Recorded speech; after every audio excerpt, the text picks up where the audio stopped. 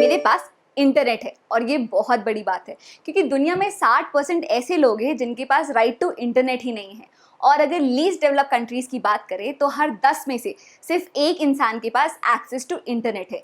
इसके साथ ही ऐसे बहुत सारी कंट्रीज हैं जो अपने लोगों को स्पेसिफिक कंटेंट एक्सेस करने ही नहीं देती, उन्हें रिस्ट्रिक्ट करती है। पर आज की डेट में कोई भी डेवलपमेंट डिजिटलाइजेशन के बिना पॉसिबल ही नहीं है। इसलिए एक्सेस टू इंटरनेट और गवर्नमेंट की सप्रेसिव टैक्टिक्स को देखते हुए 2016 में United Nations Human Right Council ने ये कहा कि right to internet should be made a fundamental right. बहुत साल पहले एक ऐसा ही नए राइट को उन्होंने फंडामेंटल राइट बनाने की मांग की थी और वो था राइट टू एजुकेशन। चलिए अब इंडिया की बात करते हैं। पिछले 10 साल में इंडिया में 400 के करीब इंटरनेट शटडाउन हुए और अगर पिछले एक आध साल की बात करें तो 4 अगस्त 2019 को जब पार्लियामेंट ने कॉन्स्टिट्यूशन के आर्टिकल 370 को रिवोक करते हुए state of Jammu and Kashmir को 2 union territories Jammu and Kashmir और लद्दाख में बांट दिया, साथ ही साथ सिक्योरिटी मेंटेन करने के लिए सेक्शन 144 इम्पोज किया गया जो 5 या 5 से ज़्यादा लोगों की असेंबली प्रोहिबिट करता है और इसके साथ ही लगाया गया इंटरनेट शटडाउन। ये शटडाउन आगे जाकर बनता है इंडिया का लॉन्गेस्ट इंटरनेट शटडाउन। तो 4 अगस्त 2019 को सिक्योरिटी कंसर्न्स के चलते जम्मू एंड कश्मीर की इंटरनेट सर्विसेज को सस्पेंड किया जाता है और ये रिस्टोर होती हैं 213 दिनों के बाद 4 मार्च 2020 को, और इसीलिए बनती है देश का सबसे लंबा चलने वाला इंटरनेट शटडाउन। पर इन 2 डेट्स के बीच में आते हैं 3 बहुत इंपॉर्टेंट जजमेंट्स जो आगे जाकर इंडिया का एक नया राइट टू इंटरनेट डिसाइड करती हैं और इन्हीं 3 केसेस को हम डिस्कस करेंगे आज के इस वीडियो में। पहला केस है Fahima Shirin versus state of Kerala का।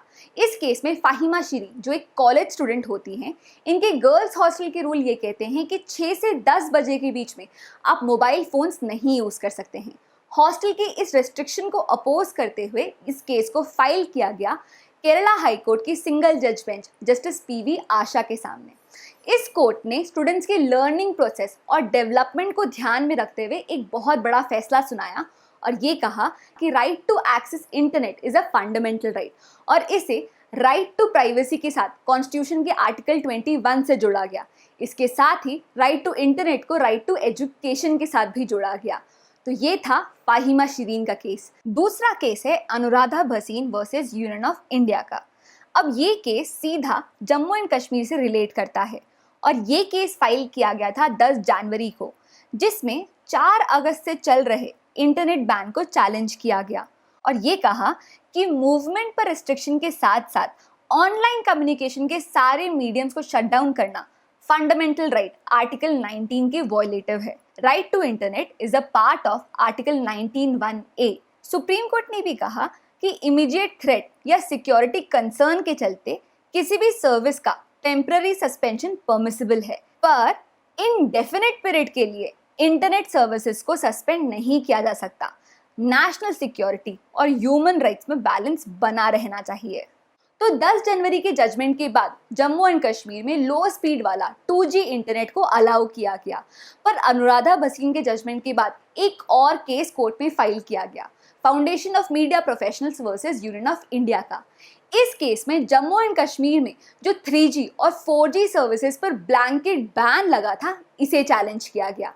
इस केस को पॉपुलरली 4G केस भी कहते हैं। इस केस में ये कहा गया कि इंटरनेट सर्विसेज पर ऐसे लगने वाले bans right to education, right to profession, right to health और बहुत सारे फंडामेंटल राइट्स को वॉयलेट करता है।